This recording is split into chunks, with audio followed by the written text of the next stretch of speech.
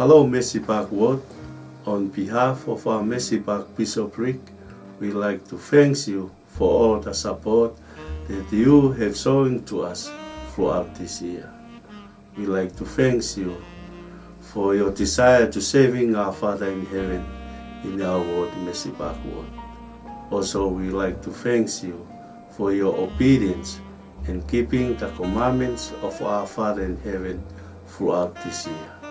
This year has been a good year for us as we see our brothers and sisters go through the water of baptism, as we see our brothers and sisters come back and hold on to the iron rod, as we see our brothers and sisters enter the temple, the holy house of God.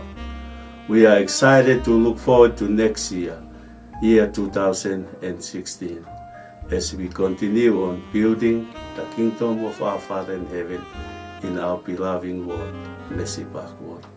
I would like to take this opportunity and wish you and your family a Merry Christmas and a Happy New Year. Emanuia le Krismasi mare tausanga fou. Afa ke mauha Krismasi, fia moha tau fou, manuia. Once again, to my dear brothers and sisters, we love you and we want to wish you a Merry Christmas and a Happy New Year.